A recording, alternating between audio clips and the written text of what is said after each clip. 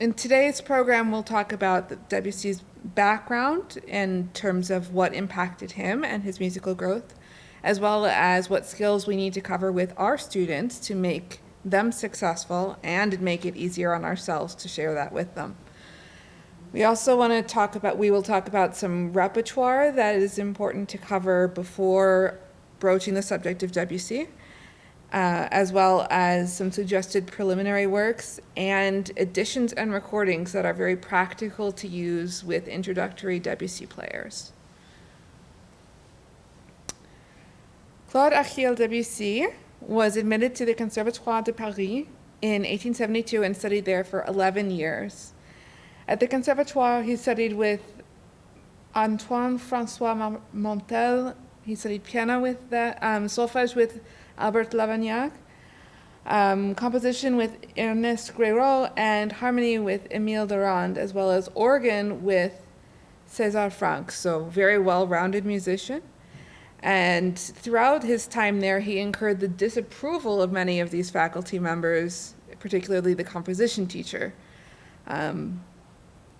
His composition style, although many disapproved, eventually won him the Prix de Rome in 1894.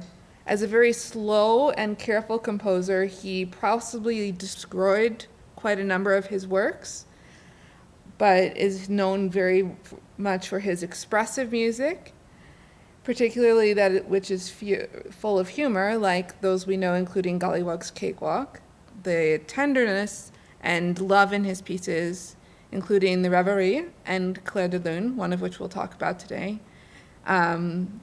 his Valse Romantique, and then some of the sadder pieces like his Des Pas sur la Neige or Footprints in the Snow from his Preludes. Debussy himself rather objected to the term Impressionism, which was applied to him. We know Impressionism as if it's producing music as if it were colors and scenes, particularly those of natural settings. Many of these works are evocative of nature, including his preludes like Reflets dans l'eau or Reflections in the Water, as well as Les sons et parfums tournant sur la air du soir, or the sounds and fragrances swirl through the evening air, as well as one which we will talk about today, Brouillard, or mists. Through his works during his lifetime, we can describe it as a bit of accepting disorder became a paradoxical order in his music. And by this, what I mean is accepting that at the time, what sounded out of place became Debussy's new style and form, which ideas became part of his entire compositional style. His compositions also often had a basis in classical structure, particularly forms like the fugue or sonata form, as well as other scalar techniques that we see frequently and which we may be familiar with, but our students, we must introduce them to. His music established new concepts of tonalities not previously found in European music. For example, combining long pedal tones with bitonality, as well as whole tone pentatonic scales and unprepared modulations. This tonality was especially influenced by Oriental sounds of the Javanese gamelan and particularly bells and gongs, which he likely heard at the Paris Exposition. When asked what rules he followed in his music, one of his favorite remarks was that he followed whatever he pleased. So his composition sounding out of the ordinary is, in my opinion, what he intended. The demands on the performer, though, require them to have a thorough knowledge of the instrument and what the music requires to produce it. The best way to develop these skills is to understand and master what influenced Debussy, which is why we'll start with the composers that he studied and enjoyed, as well as literature that he studied and enjoyed, It's important that we also discuss with our students the meanings behind his music, including the translating the original French composition and descriptions that Debussy asked us to provide. In particular, the density of clear instructions can be challenging. It's not just the symbols of crescendo and decrescendo or other things that are familiar. He used his national language of French, which became more and more popular to do later in life. So, like, for example, Schumann and Brahms might have used more German. Debussy chose to use French rather than frequently using the Italian terms. I find it helpful for my older students to ask them to use an edition that has either both French and English in it, or if someone is studying French or interested in studying the French, to have them purchase an edition that might be originally in French, such as the Durand edition, and work on the translations with them, or have them do it at home and we work together. Not just because I understand a little bit of French, but because it helps them decide and understand how these words work together.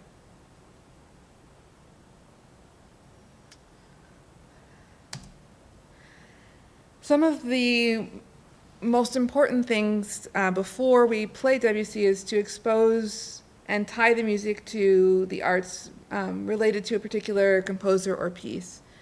I find that some of the composers most influential in Debussy's life, both through his history and what he did during his lifetime, was that he thought Chopin was the greatest of all composers, and that he, in quote unquote, discovered everything, is a term that I found in some of the sources. He professed his gratitude to Chopin and was torn between dedicating his own etudes to Chopin or to Couperin. His early works also used some common forms which we find in Chopin, including the nocturne, the ballade, and more.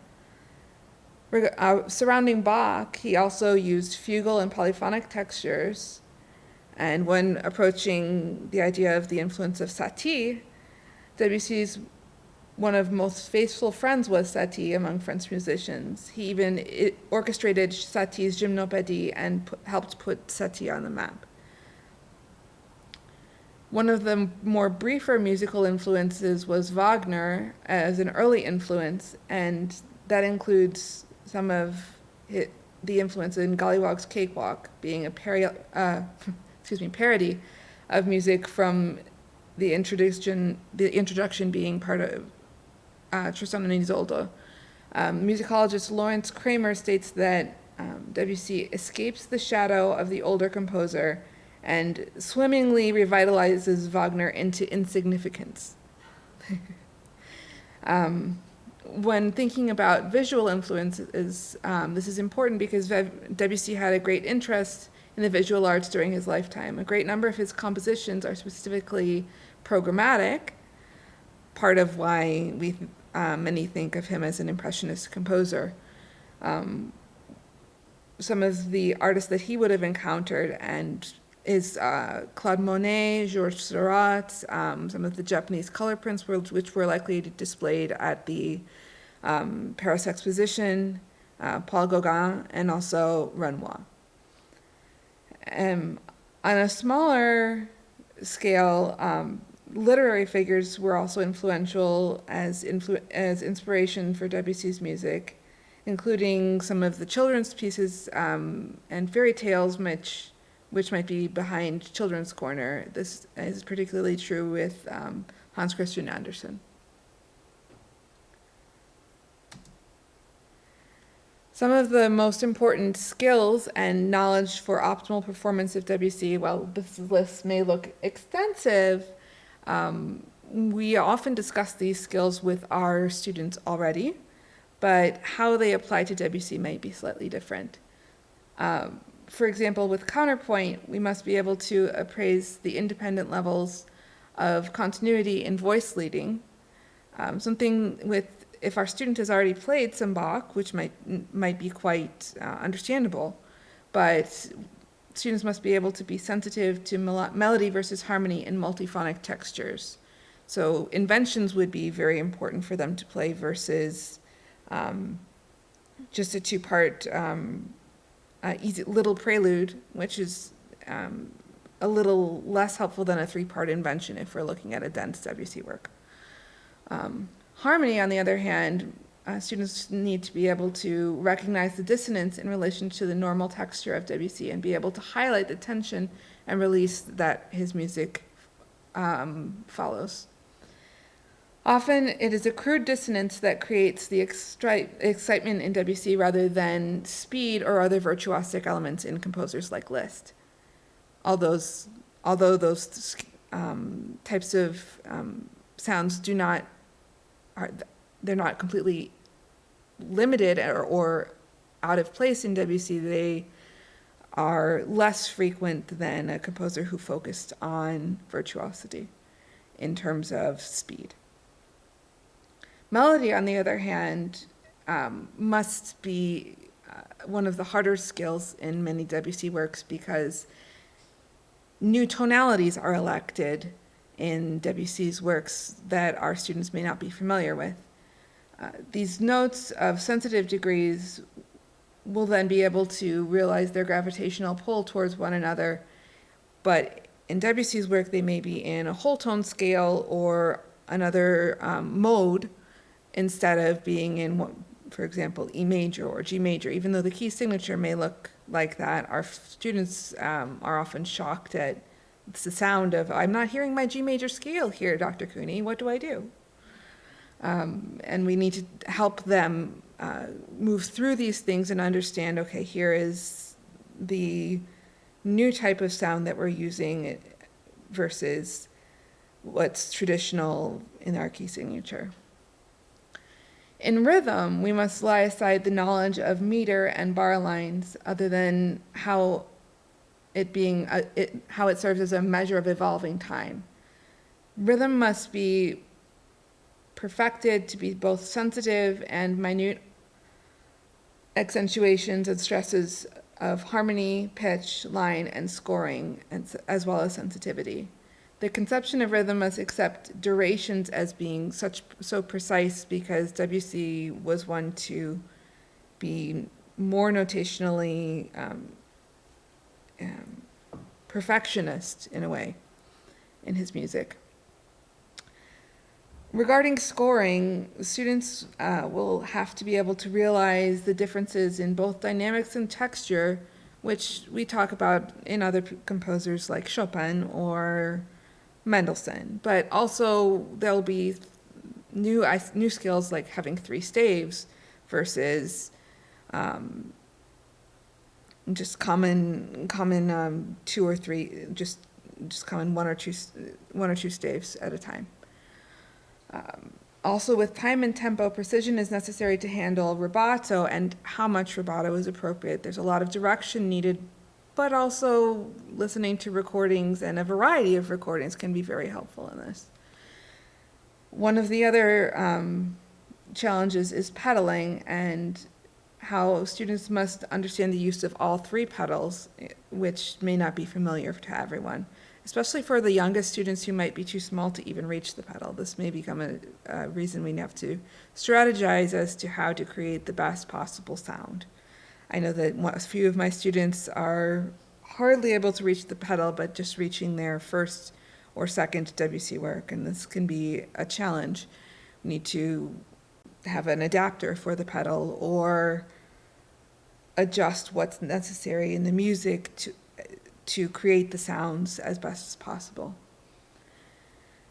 We also have to help them learn about degrees of depressing the pedal if they don't already know how to do such. Some students that I've found simply know up, down, and this is something we need to be more flexible with in Debussy.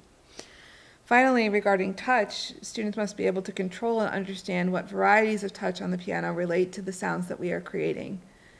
It's not just as simple as loud and soft, as we know when we play Debussy ourselves, but the sound that's coming out of the instrument has to be able to adjust to the touch to create the sound. So adjust to what they're hearing in the room. So in your studio, Yumi, might be different from mine, might be different from our recital hall here.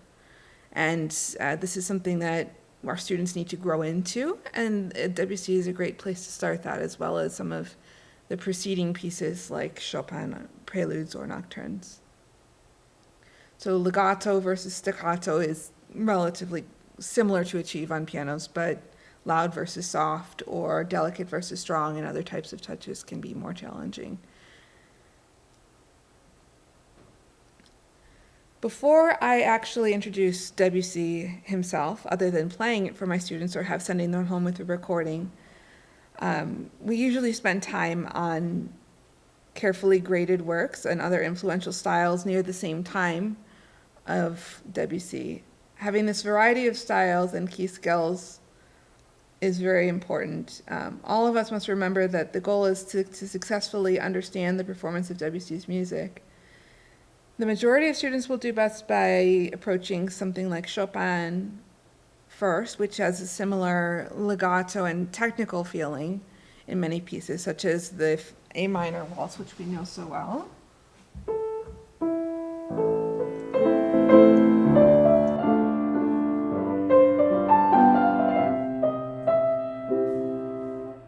We're also in that piece using skills like legato in one hand, waltz texture in the other, different legato versus staccato, not staccato, but non-legato, and also grading the pedal. And also at the same time, we have to work on dynamic levels, which not all students have become as familiar with such a wide range that Debussy needs. Some other options for Chopin I found include the E minor prelude, opus 28, number 4, and the D flat minor prelude, opus 28, number 15. It's also important because of the modes and the polyphonic texture to use, as I mentioned before, to approach a Bach invention, or certain little preludes or minuets can be very helpful. With Mozart, I like to approach something that's light in texture or a dance. It can also work to approach an easier sonata, such as the K545. And then, in particular, I like to provide and study one of the easier Satie gymnopédie, which introduces the more experimental harmony that Debussy works with in all of his pieces.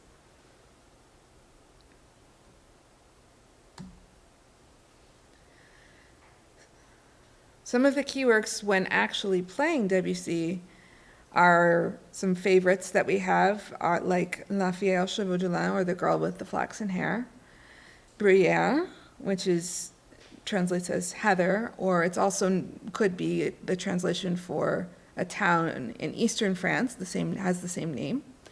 Knope, which is actually about a canopic jar from Egypt. The Reverie, or Dreams, and as well as the favorite among some of my male students, Dr. Gratis at Parnassum, or The Little Shepherd, as well as the First Arabesque. We'll talk a little bit about these pieces, but what every teacher chooses has to be based on individually their student, and also what the student is willing to spend their time on.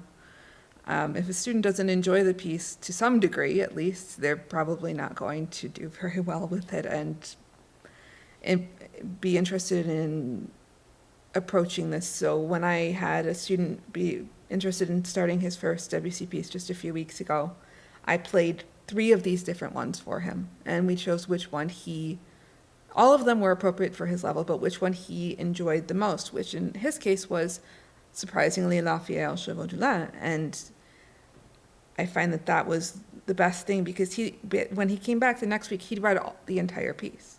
Now, of course, knowing the style of it and working on that kind of polish had to be something that we're going to be doing for a month or two. But he spent quite a great deal of time, and that kind of drive is what is very important for both Debussy and for any composer that we send our students and have them work with.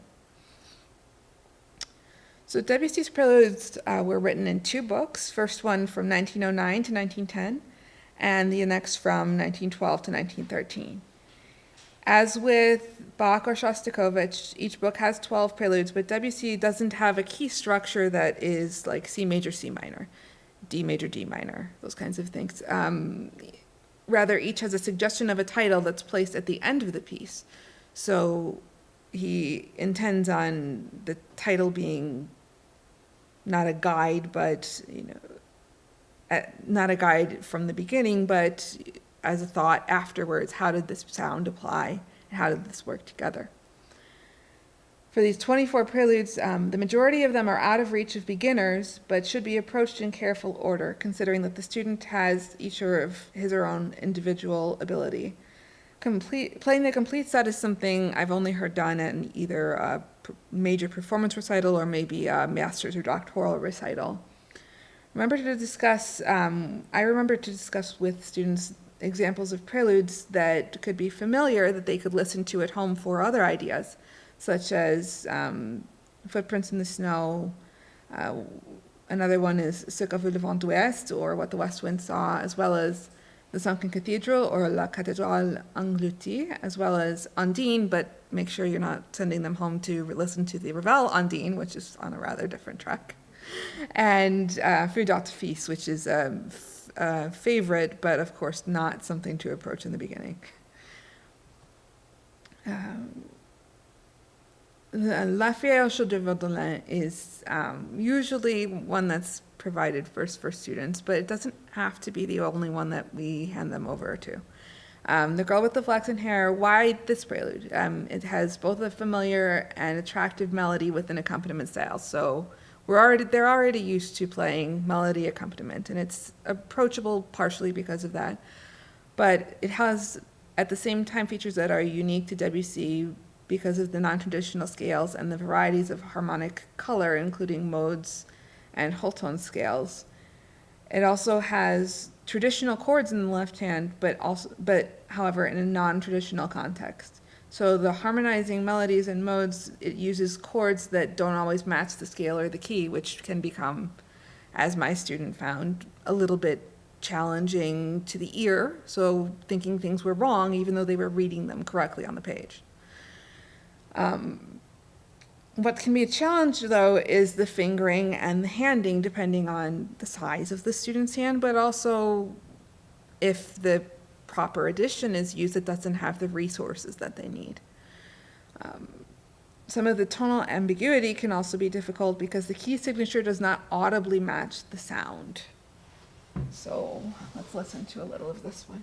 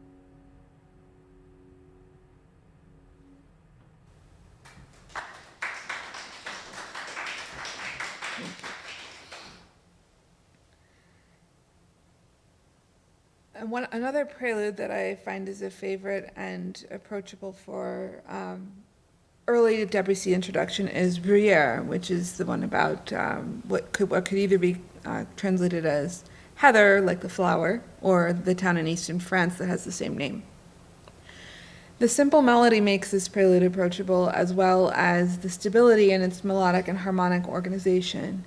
But some of the challenges include the fact that it is one of the first with 3 staves, which we don't see frequently in easier or earlier intermediate pieces, as well as the fact that it has quick tempo changes and needs very clear and various ornamentation. Some of the dynamic variation must also be very clear throughout the piece. Understanding the consonance versus dissonance is very important to playing it well, and of course consonance versus dissonance in Debussy can be different from Mozart. And these refined dynamics can also make it a challenge. I'll play a little of the beginning so we can hear how those changes occur.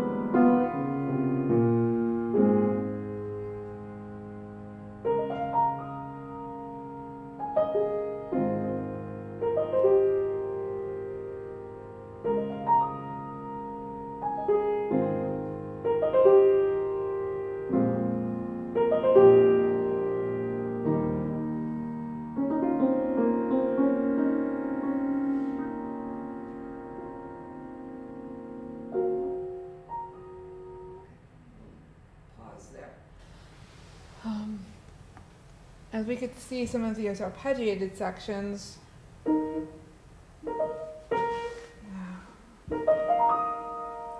a large reach, so we have to work with our students about properly using the technique also of our wrist. Or this piece may not be the best one to approach for students depending on their hand size or just from different physical issues. But there are, like, Lafayette de Lamb would be very approachable for someone who is on the younger or smaller side, depending on which way we'd like to refer to the type of student that we're working with. And now the third prelude, which we'll discuss today, is Knope, which is from the second book of Preludes. It has as the title refers to the burial urn from ancient Egypt, it's an interesting, harmonically different and very calm piece overall. It has this relatively simple kind of A-B form. It's an A-B, A1 section.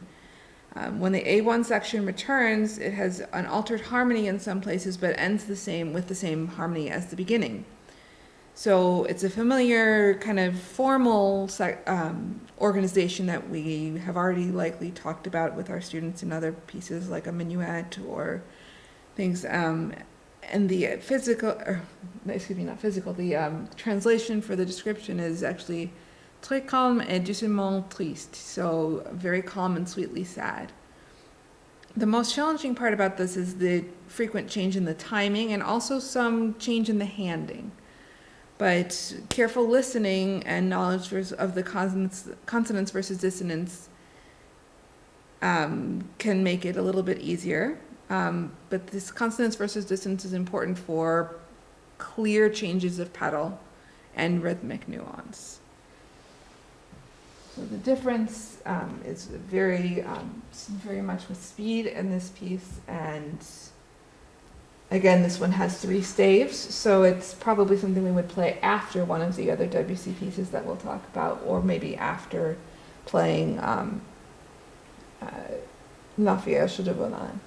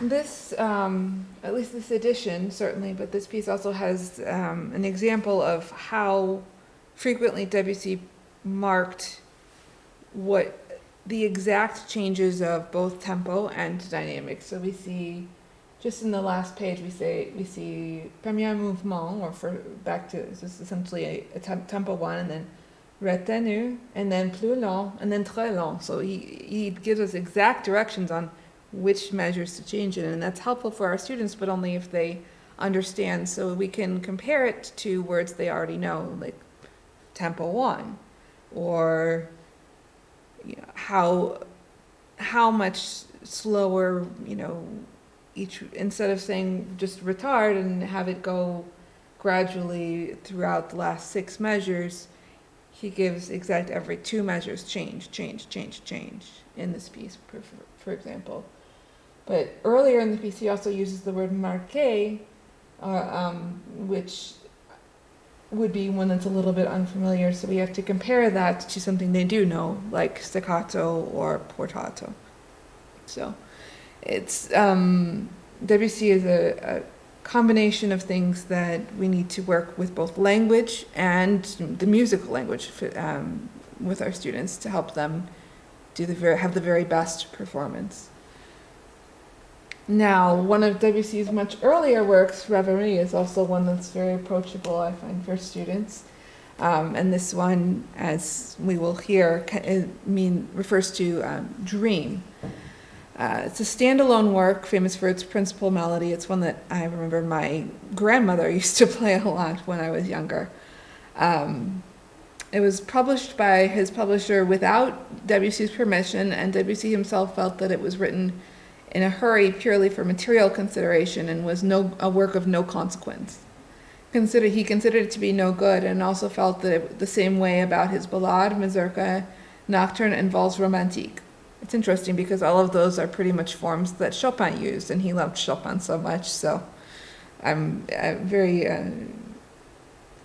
I always wonder why he said those about these things. Maybe it's just the speed at which he wrote them, but the style is very different from, or at least a little more traditional compared to the preludes that we just heard.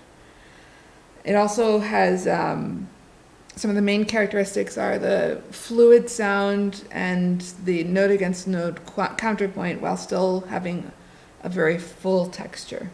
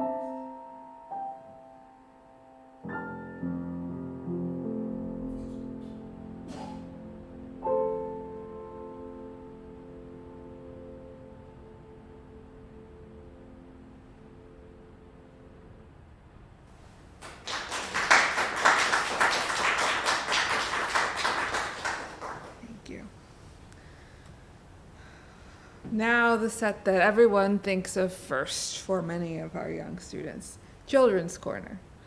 So the sixth movement set was originally written for his daughter Claude Debussy, who was frequently nicknamed Chouchou, which means little cabbage, which I'm not sure exactly why that's a favorite nickname, but there must have been some story behind it that we'll have to find out. The two movements that are most approachable for young students are Dr. Goddess ad Parnassum, which is one of the favorites for quicker play, and then The Little Shepherd, which is one of the easier and kind of a little bit more in the style of Lafayette, so a little slower, calmer. Although this is written about children's topics, it's not necessarily to be played by children, or at least not young children, because it is a little bit more challenging. Careful listening and knowledge of the consonance versus dissonance, again, we're hearing the same idea, so the different harmonies is important, as well as the rhythmic nuance behind it. Some of the ties can be challenging, and the different counting one hand versus the other, because the measures are not, while they're the same between the hands, it's not as simple as sonata or sonatina, where things are clearly feel like first, second, third, fourth beat, where one is stronger versus in every measure being the same.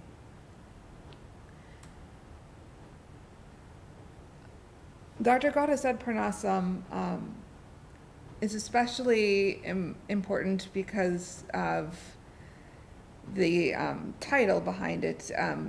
If we stop for a minute and think about it, Parnassus is the mountain in central Greece, home to literature, poetry, and learning. And then Gratis ad Parnassum means steps to Parnassus, and it's a title that was also used for other pedagogical exercises and not limited to music. So in a way, this is tied also to Czerny and works by Arturo Benedetti Michelangeli. It uses harmony, especially at the end, that could be found in other composers, but would be thought of as dissonant. In Debussy, however, this joins the dissonance and consonance at the height of the piece and becomes the peak of the interest and the drama for the listener. It's technically challenging to be both fast and light simultaneously, and voicing is needed for the lyrical and singing melody. So this becomes a challenge, and that one of the keys to playing it well is making the even rhythm, as well as having careful articulation to bring out the melody with the dynamic variety at the same time.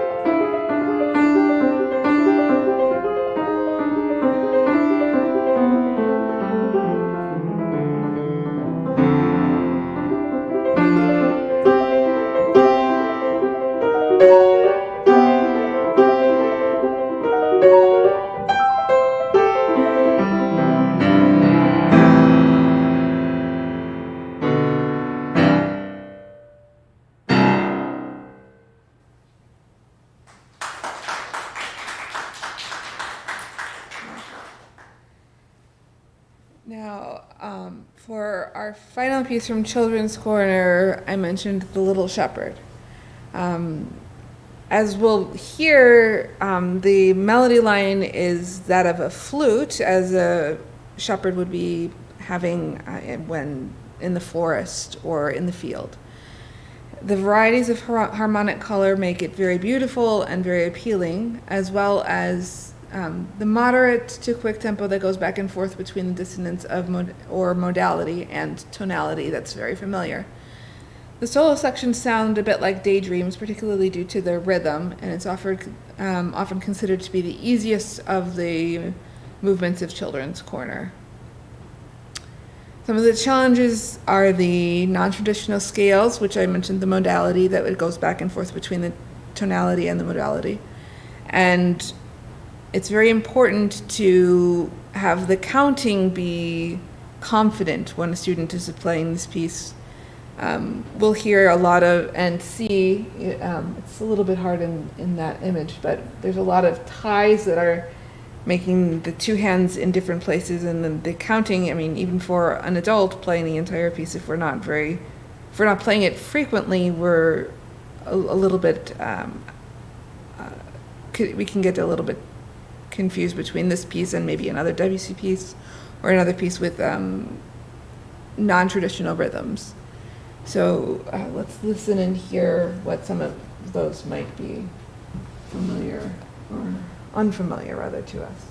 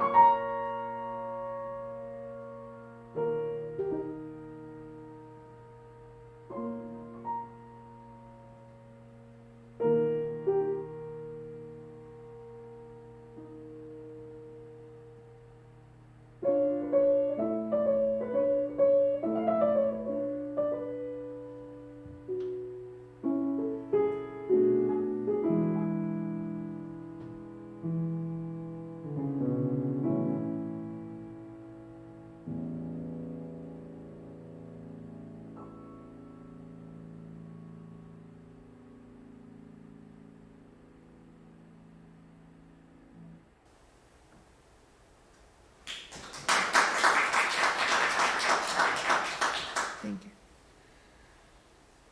Now, one of the first pieces that I ever approached as someone who played Debussy, I remember being, I think I was 9 when I approached this one, is another one of the early works, which is the first Arabesque. Showing hints of his developing musical style, the harmony goes back and forth between E major and also being pentatonic and transposing through to A major and C major. The form, again, is a familiar one, ABA form, and some sections sound like gentle songs while others are very lively. We have to be a bit careful because I have a student who played this for AIM and got some comments on, not for CAMTA's AIM, but for got some comments on how lively they took some of these sections. So we have to be careful on the coaching, but I'm sure the nerves of being an AIM or anything else can get to our students, and some good coaching can very much help with that. Some of the challenges that I've found other than that are the voicing, teaching the voicing if we haven't done it in other pieces, such as Bach can be a great place to do voicing, as well as Chopin, as well as the phrasing can be key in this piece when we don't just have one line going from one hand to the other. Some of my favorite recordings, which I'll discuss in a minute, can also help for listening. We have to carefully consider if a student is ready to play this piece, who needs a great deal, because it needs a great deal of instinctual phrasing. Coaching can do a lot of good work, as can listening, but sometimes approaching another Debussy piece first can be helpful.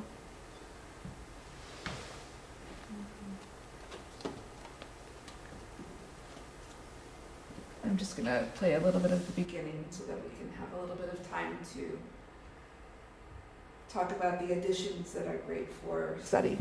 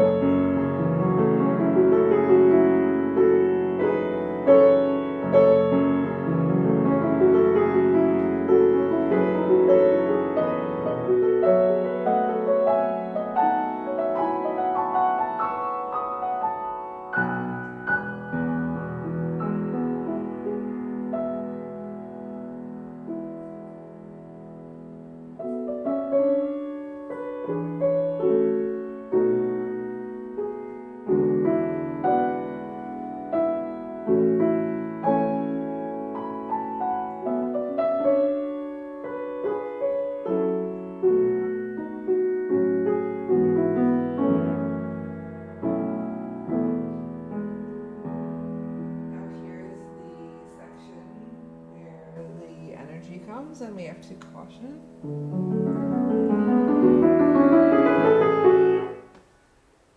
Debussy writes to go from piano to forte, but what kind of forte is Debussy asking for is always the question that we have to talk about.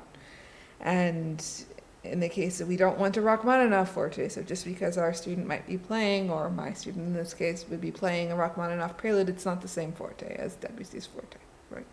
I think we know that. Yumi, Cynthia, we could all imagine the same thing. So the majority of these pieces that we've discussed today are available in study editions, and I have some copies of them here if anyone would like to look at them afterwards. But study editions which have both commentary and then also some good fingering. So Henley produces a copy, for example, that's an Urtext edition, but also has commentary that's helpful learning about the pieces and also learning about Debussy himself. So, for example, Lafayette will be in here, and it talks about the rhythm and the upper voice and how and what parts should be voiced and what notes should be, less, and also discusses what the meaning of the title is. So yes, everything is here in French, but it also discusses some of the meaning of the words, which is very helpful. Another edition would be Bärenreiter produces something similar. Not all of the pieces are the same in both editions, but the same kind of idea. Commentary in this case is at the beginning of the book instead of the beginning of each piece, but they both have very helpful opportunities for students to learn. Now, there are some other editions that are very highly edited, but the commentary is, in this case, in English primarily. The comments have been adjusted from, instead of being French words at the beginning, this says, for example, andatino con moto, so something they're familiar with. This one is edited by Hinson and produced by Alfred, but it has a lot of the same pieces, including the Valse Romantique, the Mazurka, Napoculin, the Girl with the Flaxen Hair, a number of ones that are helpful. Some of the ones that are not also included in here. And then the last one that I wanted to mention is, there's an Alfred edition. This one is edited by Marjorie Halford, but also includes the CD with it, which can be helpful for some students who are looking for listening opportunities and can't find them other places. But this one, again, is also highly edited, and so if a student, we would have to look at it ourselves to decide, okay, do we like Halford's decisions on pedaling, because our students' inclination is frequently to follow what they see, or hopefully is to follow what they see. And if we don't, because Debussy himself did not mark the pedaling in we don't find it in our text edition, so he wasn't marking it. This is the editor's marking. We have to explain that difference to our students if we want them to change something. But the helpful thing that I find in this one is it'll include the French and the Italian and the English translations of these terms and directions that Debussy gives. So it teaches more of the language and directions. So for example, in the Arabesque, we see what in the Urtext edition says un peu moins vite, or a little less quickly. It says it both tempo rubato, which they're familiar with, and a little less quickly in English for a younger student who might not be remembering the words that we talked about at the lesson. They still know what to do at home.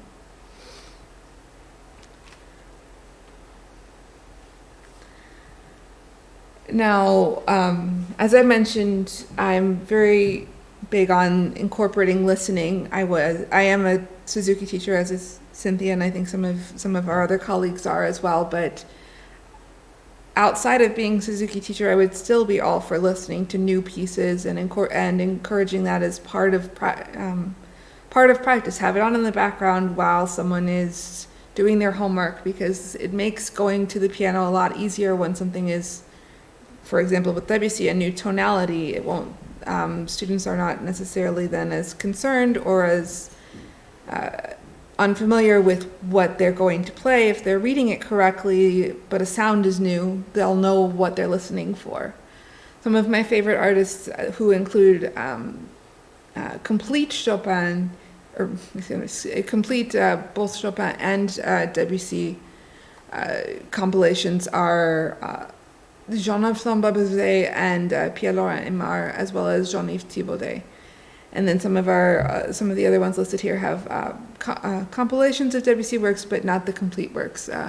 Christian Zimmermann, Pascal Roger, Andre Watts, Angela Hewitt, and Arturo Benedetti Michelangeli.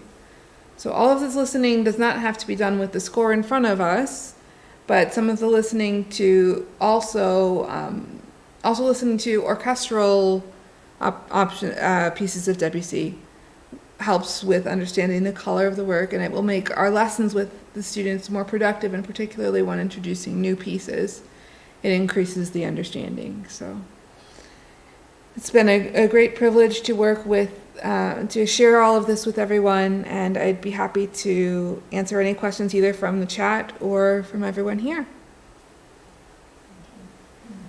Yeah, Emmy. What do you think about the Durand edition? I love the Durand edition personally. I think I find it to be a little bit easier to work with than Henley for Debussy, and also for Masséon. So for French composers, I like to work with Durand. Henley is kind of my go-to for a lot of other composers, like Beethoven in particular.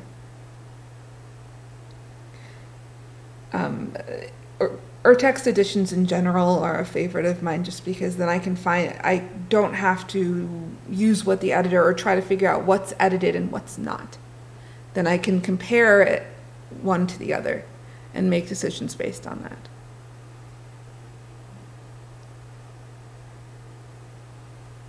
Okay, I think there are no other questions right now. Okay. Thank you so much, Dr. Kuhny, Absolutely. for the Absolutely. wonderful presentation. Oh yeah, One Sean. question? One Okay. question. Yeah. This is from Grace. Hmm? Quote, you mentioned to use all three pedals on Debussy music. Could you give an example where you used the middle pedal, and did Debussy notate it on the piece? So I've definitely, in some of the preludes, not one of these three, but let me pull out the last one. Say that again, Nami? Yeah, that was one of them. So the Sunken Cathedral, La Cathédrale Engloutie, which is in the second book of Preludes, is one of them. And then one of the other ones that I have definitely is Ce que veut le vent d'ouest, As the West Wind Blows, as well as Le Collinet d'Anna Capri, that's also in the book one. I've definitely used all three pedals in those. It's not notated, but Debussy doesn't really note pedal himself. It might be noted in an edited edition, but not in the air text editions that I usually approach.